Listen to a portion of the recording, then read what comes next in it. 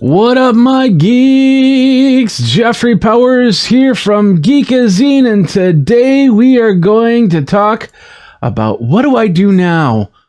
What do I do without YouTube monetization? Yeah, so of course we had demonetization day, which was that day where everybody, that was the 20th. Everybody lost their status on their channels, and it happens. And I even did myself. I also have a couple channels that lost their monetization as well. So I wanted to come up with this video and tell you it's not all bad. It's not all bad. In fact, if you're thinking that, this is going to be like how you are going to live in the future, it just wasn't happening. So, and in fact, let me show you. The cool thing about demonetization is you still have all your channel stuff minus the monetization. Let me show you really quick. This is my other channel, Jeffrey Powers, Mr. Jeff Powers, youtube.com/Mr. Jeff Powers, I believe it is.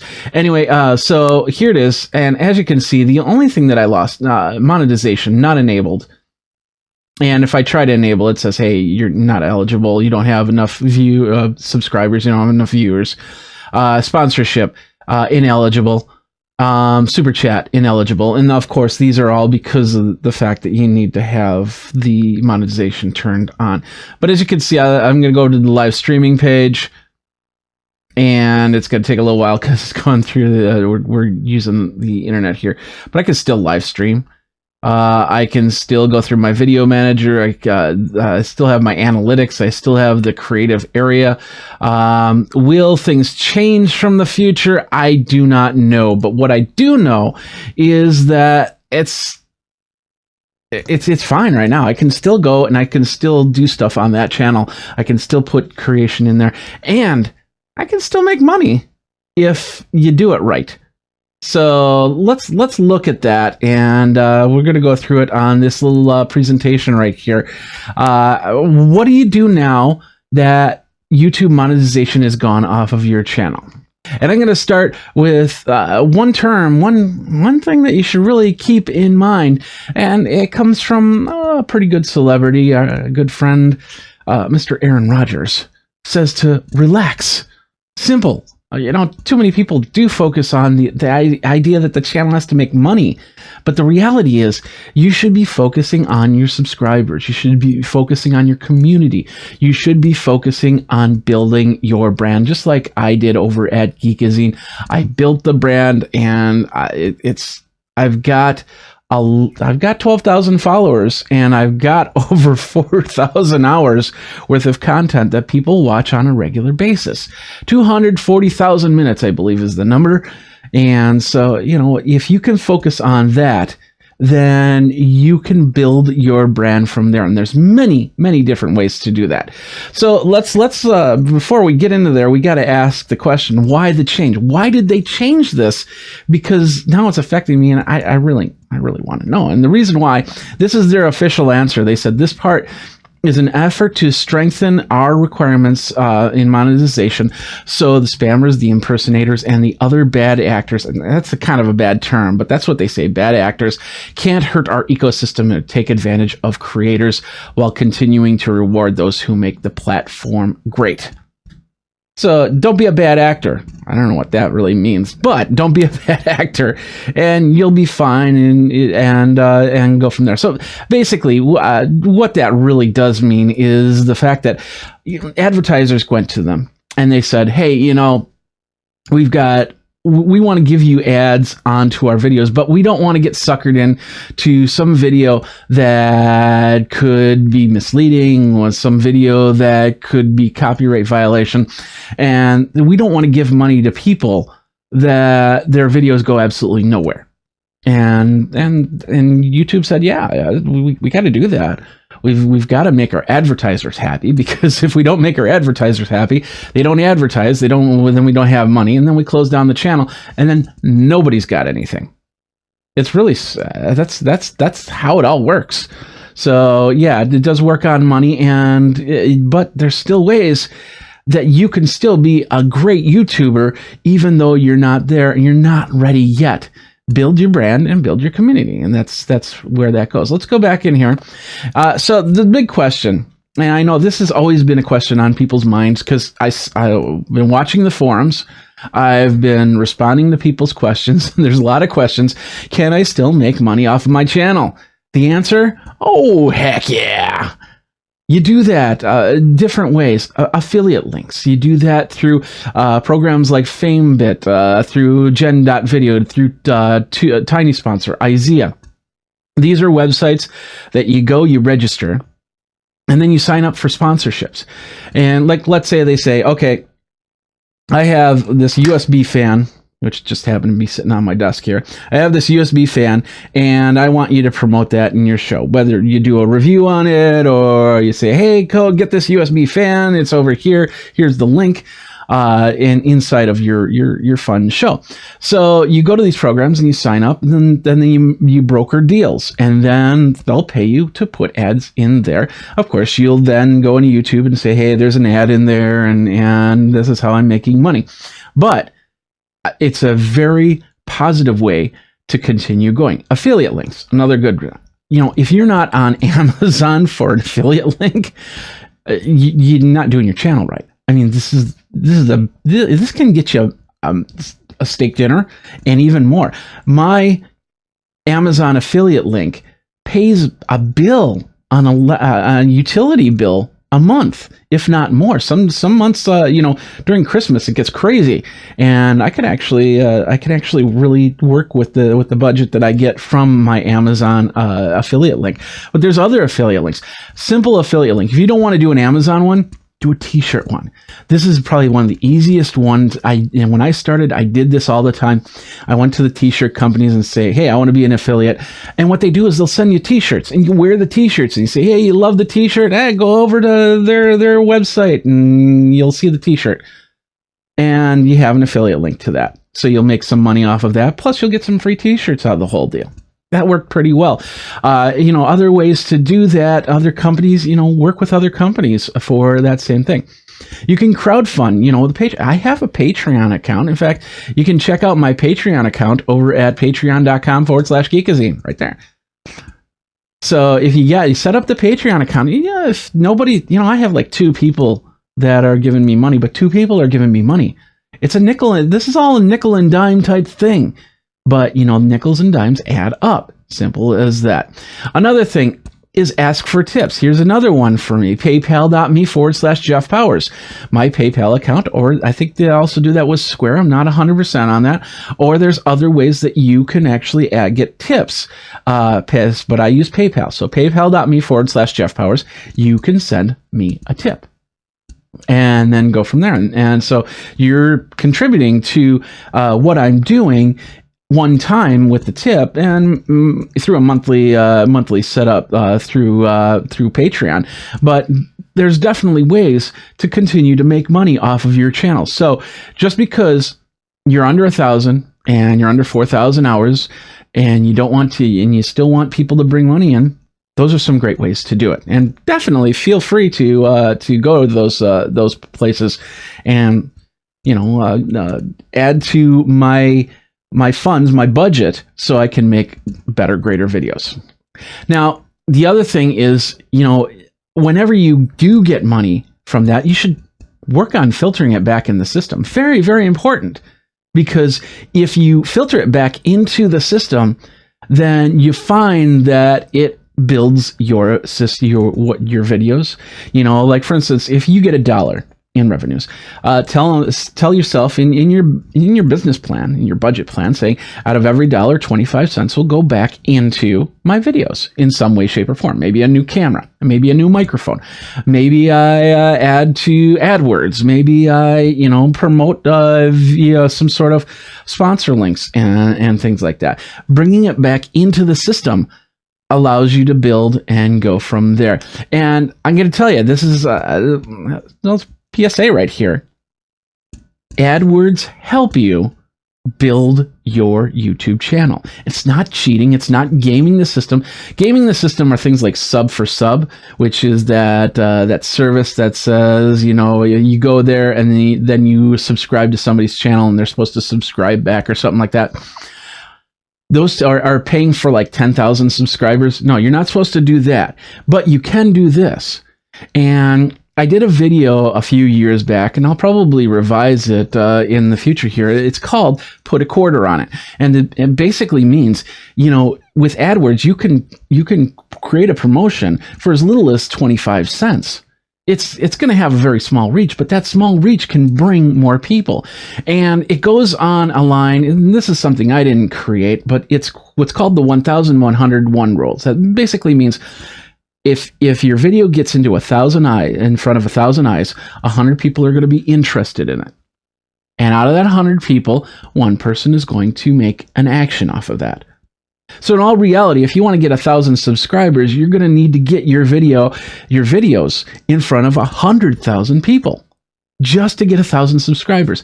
And you build on that model, you build on that idea. It doesn't always work as one person, so, you know, take it loosely. Sometimes you can put out a video and you can get 1,000 subscribers just like that. But for the most of us, it's a 1,000 to 100 to 1 type ratio. And that's how you do it, is make that ratio so you can build. And this is a great way to do it through AdWords. And you're going to find if you throw $1, you know, if it's a more popular video, throw $5 on it. If it's a less popular video, throw 25 cents on it.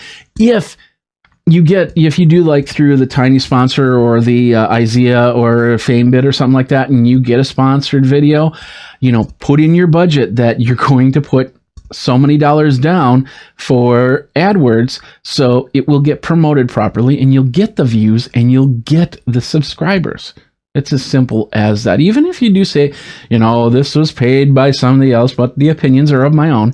I have many videos that I've done in the past. You can go through my list.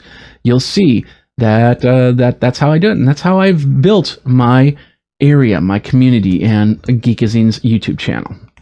All right, so these are things that people say that you have to do, and you've probably seen, if you've watched these videos before, you know that this is what they're going to say. They're going to say, plan out your videos.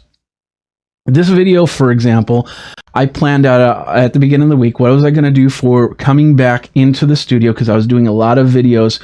I did all my CES and NAMM videos, which took a ton of time. But now that they're ramping down, it's time to get back in the studio and do some live videos. So what was I going to do this week? So I said, well, the demonetization was going to happen, so let's do that one. So I planned my video. And so it didn't have to be like 5 weeks out or anything like that. I planned it on Monday, and I'm doing it now. Here's Thursday. So, regular schedule, and this is kind of good in that when as a podcaster, we also talk about doing a regular schedule on your podcast. But the reality is this: if it's an informed schedule over a regular schedule, then people will come to your show if they want to watch their show. And if they know when the next episode of the show is going to happen, they'll plan to come to that next episode. So I might not be doing a new video next week, for example, but I'll say, you know, I'll be back in 3 weeks. Upcoming videos, my upcoming series is South by Southwest, because I'll be going there. NAB, which is in April, I'll be going to there. Interop, which is also in April, I'll be going to that.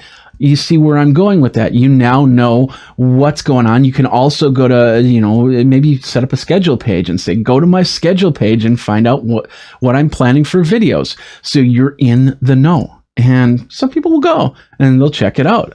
Another thing.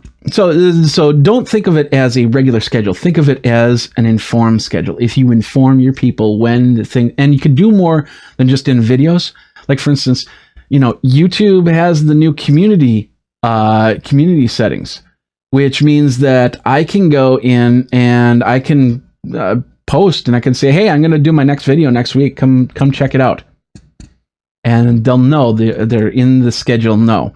All right, moving on. Ask to subscribe. That's very important. Go down to that button and hit the subscribe button.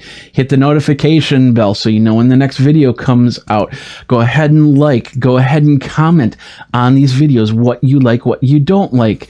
I'm looking at my chat area right now, and I noticed that Modern Day Family Man is on there, and he says yes and then no, maybe LOL. I don't know, because I've been talking for about a few minutes here now, so I'm not exactly sure what he or she is referring to.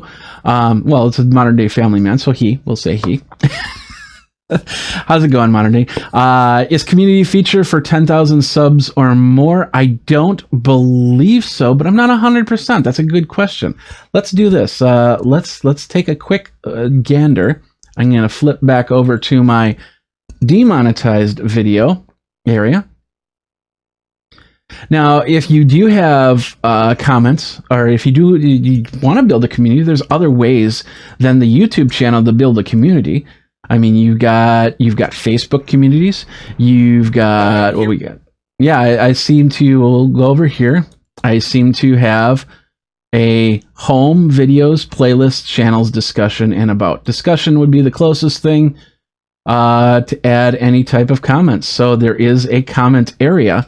So I can come here and I can say hello world and go like that, and then hit comment. I'm not sure where it's going to go there, but this is a great way to set up a community without having the community area. So that was a really good question. I'm glad you asked that, because I didn't even know, and now I know, and now you know, and now we all know, and we're all in the know, and that's the important thing. Let me flip back here to Geekazine. And there we go. So what we did was we where were we? We were replying to viewers, being part of the community area, going into the videos and adding, comments. If somebody's asking a question on a video, reply to the question. It's okay to take out comments if they're trolling. Like, for instance, how many times do I get Walter White look? I used to wear an orange polo shirt, and everybody goes, "Oh, are you in prison?" It's okay, especially if they start swearing. It's okay to get rid of those comments and not really respond to them too much. Maybe even downvote them a little bit. But if somebody gives you a positive comment, you should be replying to that positive comment. You should be, and the interesting thing is somebody said, "Hey, that was a great video," and just a recent one said, "Hey, that was a great video," and I said, "Well, what'd you like about it?" And they said, "Well, I liked this," and I said, "Oh, that's great." Now, the video just got 4 comments on it. Not just 1, but 4, because they commented, I replied with a question. They came back and they said, "Hey, here's my answer," and then boom, we had a conversation. We got 4 comments off of it. And there's also a practice where some people create video and then they put down the first comment. And there's nothing wrong with that. In fact, I need to really start working on that a little bit better. But this is something that you should work on. So reply to the viewers, and always improve weekly. Make these videos, figure out, how can I make this video a little bit better? Yeah, I don't have the budget and I don't have the manpower to make some silly little vignette or anything like that. So I'm not going to do that. But I'm going to figure out how I can make these videos a little bit more interesting. Like, for instance, going to my Patreon page. You see, patreon.com/Geekazine. This is a program that I acquired that allows me to put in extra bells and whistles into my videos. That's how I'm improving. You don't have to do that. In fact, I talked to a creator that just uses Windows Movie Maker to create his videos. And he's doing like a Pokemon card collection or something like that. I said, that's perfect. You don't need to put in lower thirds. If you feel comfortable, that's how you do it, then keep doing it that way. Some people want to improve. There's other ways to improve. Like, for instance, you just basically saw cards, his hands, and a table. Change the tablecloth once in a while. Change the cards once in a while. I don't know. Wear gloves. Take off gloves, do the Michael Jackson thing. I don't know. There's different ways to separate things to make it interesting, make it amazing for some people. If you don't want to purchase lower graphics like I had right there, then why don't you just grab a piece of paper and write it down, rip it apart, and then put it on the table as your lower third. You can do that too. You don't need to be high tech to have cool videos. So figure out how to improve, and then make like a 6 to 8 week plan. And I'm a big fan of the 6 to 8 week plan. So if you're doing a regular thing, like I said, make some small change. Change the tablecloth. Maybe they'll like the red tablecloth over the blue tablecloth. Maybe they'll like polka dot over plaid or something like that. Anybody that tells me, and I do have a story about this. There was this one guy I was saying, you make 6 to 8 weeks, you just make that minor change and then gauge it. And if people like it, hey, great, keep it in. People don't like it, nix it. And he goes, oh no, I'm not going to do that. I got my subscribers. They don't want that type of change. They don't, that won't work for them. Everything works for me. And it's like, the problem is, through life, everybody changes. And the reality is, back when I started podcasting in 2007, Geekazine started in 2007, I was listening to a whole bunch of different shows. I was watching a whole bunch of different shows. And I was using YouTube a lot differently than I am today. I mean, think about it. YouTube was first a place where you could put up a video of some guy getting hit in the jubblies with their plane or a ball or the dog or whatnot. Now it's people trying to really make a living doing what they love and creating a passion. And so even YouTube in the last 10 years has changed dramatically. So you can't expect those, if you had 10,000 subscribers, you cannot expect those 10,000 subscribers to still be watching your show, listening to your show 10 years from now. Maybe they'll get behind because, they had, life got in the way. And then they stop watching or listening because, I can't catch up right now. I'll just put it back on the back shelf. I'll get to it eventually. Never do. So that's important, to improve weekly and go from there. Quick shout out to Mondo Gecko. Love your videos because knowing is half the battle. Thank you very much. And then Modern Day Family Man goes, I block certain words in my community settings. Do you block it or do you let it go to that moderation area? Because that's key, because then you can still read through it to see if it's something that you want to put on. He goes, what program do you use for the lower third? Well, I use a program called New Blue FX, and I don't want to get too much into the creation because we're talking about the monetization, but I just wanted to let you know that really quick.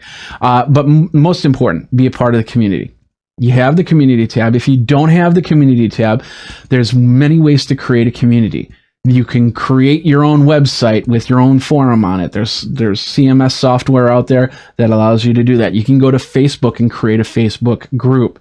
And we're going to talk about that in a minute here.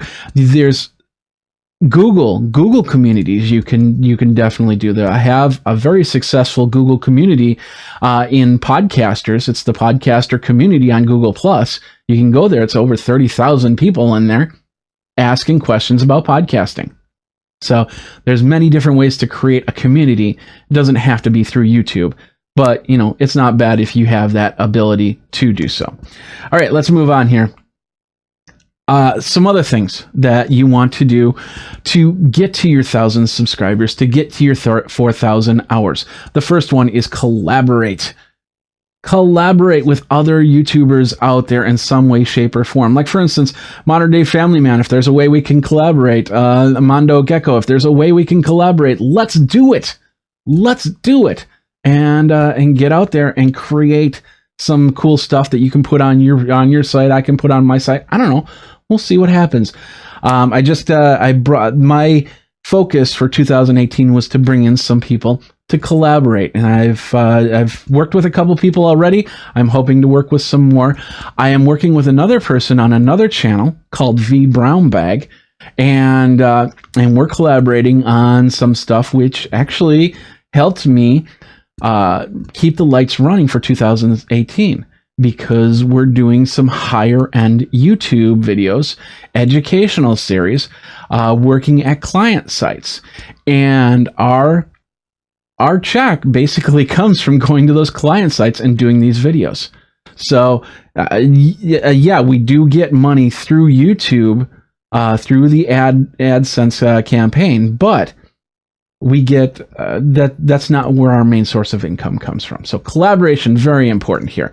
Another thing, you can run a contest. And another story here, I did talk to a person and they basically said, oh, I can't run a contest. And I said, why not? And go, oh, no, blah, blah, blah, whatever. There's no reason. There's absolutely no reason to not run a contest. My first contest, 2008, on Geekazine.com, I gave away an iPod Nano or a Zune. So, and I ran the contest throughout the summer. And the results, the people applying to the contest were pretty low because I didn't understand the whole promotion on Twitter and Facebook and all that. And of course, that's how it worked. So, but basically, I ran through the contest and I had a few people that applied for it. And the one guy that won, I got him his iPod Nano because that's what he wanted. And he turned around and he tweeted and he Facebooked. And he's still a fan of the show or the website, and so he's still a member. And he did some promotion that brought some other people to Geekazine. And although I don't have proof of it, I know that happened. That some people saw it and said, "Okay, I'm going to Geekazine, check it out."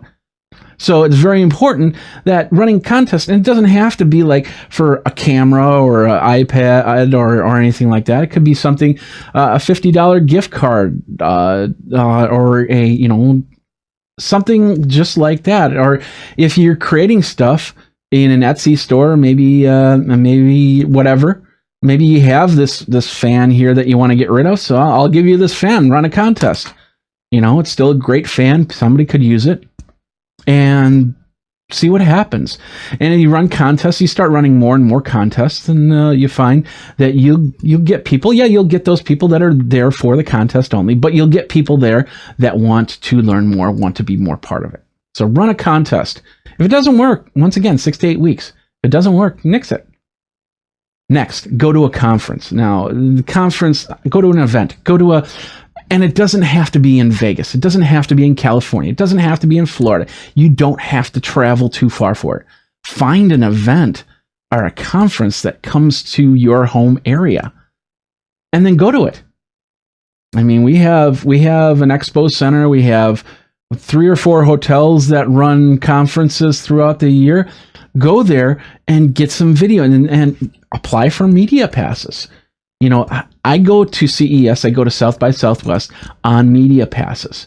Yeah, I do put money towards, flight and towards hotel and stuff like that. And sometimes I get a sponsor that will cover that stuff.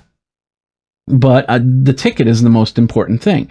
So making sure you have a ticket is key to getting to those. But with that aside, if you feel that you just don't have, because, an event like that, for me to go to CES, costs about $2,000 to $2,500.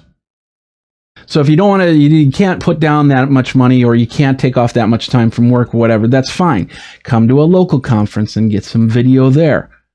And add to your channel with stuff. And you don't have to do stuff that doesn't pertain to your channel. So if your channel's about doing nails, you don't want to talk about technology or coffee cups or anything like that. You didn't see there with my coffee cup.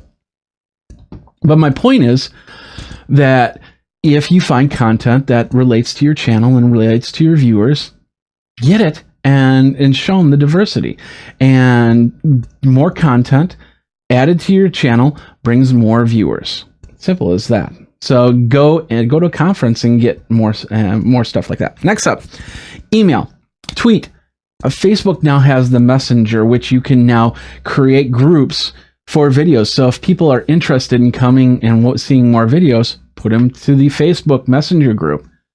And what they'll do is, if they don't like it, they'll leave the group. Emails, simple as that. Email marketing campaigns. There's 2 things in the world that have everybody said, well, we'll make it change, and it doesn't change. 1 is email campaigns, and 2 is business cards. So you should always be doing both of them. I have not been good at my email campaigns, and I need to really work on that. But an email campaign, I know many people that they know that is the center of attention, and that's how they get to YouTube. That's how they get to Facebook. That's how they get to Twitter through their channels, is through that email. So think of an email campaign. You don't have to do once a week, a regular schedule. Maybe do once a month. Maybe and put, not sell anything, but just say, hey, this is the video I just did. Check it out. And by the way, go to my Facebook page. And by the way, maybe buy some merchandise or something like that. Email, tweet, and message. Simple as that.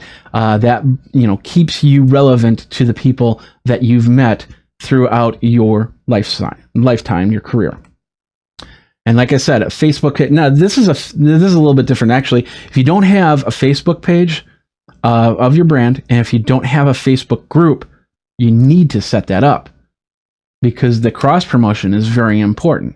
The Facebook page, and a lot of people have been dissing the algorithm on Facebook lately, but let me tell you something. I think it's very important to really cross promote the Facebook page and group. In fact, the CES videos I did, all the pictures I took, I posted on Instagram, which then pushed over to my Facebook photos, and then I used those photos in my blog posts when I created videos. So if you go to geekazine.com and you look at one of the CES or NAMM videos, you will see a photo. If I took a picture, you'll see a photo of the product, which links back to my Facebook page.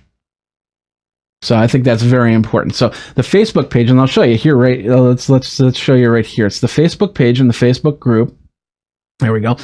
As you can see on the left is my Geekazine Facebook page. On the right is my Facebook group called the Geekazine Sconies. Sconies is a term from Wisconsin that says you're a friend of Wisconsin, so you're a Sconey. So go and be a part of the Geekazine Sconies. And that's through that group. So I have that group over on Facebook, and they link back and forth to each other. And people are there, and they check out, and I create some videos on the community group page, and I got a couple other group pages that I can use to promote if I need to. But this is a great way to promote videos throughout the year. The most important thing in the whole wide world, when you're doing this and somebody comes back and says, no, you don't get this anymore, don't be discouraged.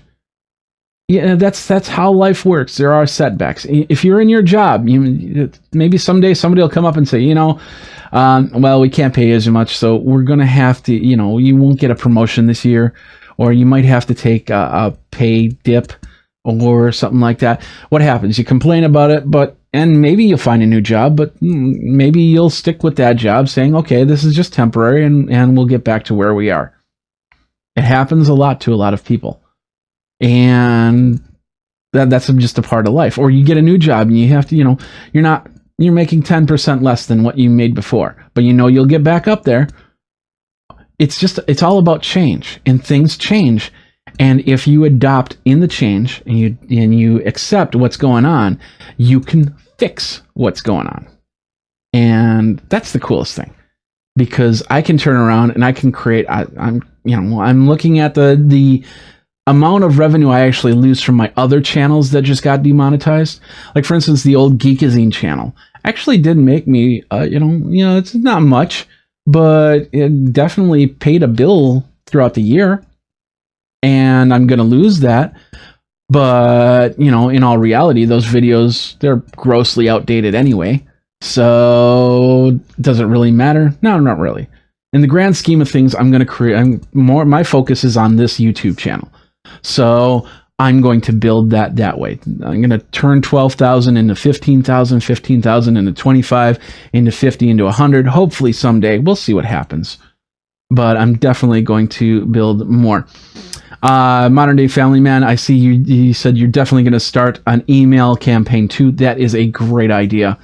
And get that going. Let me know. Feel free to put my name on it, geekazine@gmail.com. And we'll go from there. I might not be reading it every single week, but if it comes to my channel, I'll see it. If it comes to my email, I'll see it. So don't be discouraged. Just keep doing what you're doing, improve on what you're doing, and you'll find that more people will be coming to your site, be coming to your channel as time progresses. So that is what you do now. That is how you plan and get ready for 2018, and make a business plan for 2018. What is your major accomplishments? If your first major accomplishment is to get back to 1,000 subscribers in 4,000 hours, then go for it. Don't game the system, plan the system, put some money back into your channel, run some contests, and talk to people. Talk to your community. Go over to your community area. If you've never opened it up, go and talk to those people, because those are the people that are going to come back and subscribe. In fact, there's many times that I had conversations with people, and the message they said is, "I'm subscribing." So it works. It really does. So anyway, Jeffrey Powers here. Thanks a lot for watching. If you've got any questions, Geekazine, Think Magazine, put in a geek. That's all the socials right there. So we will see you next time. And until then, you guys geek out, make some great YouTube videos, and we'll see you later.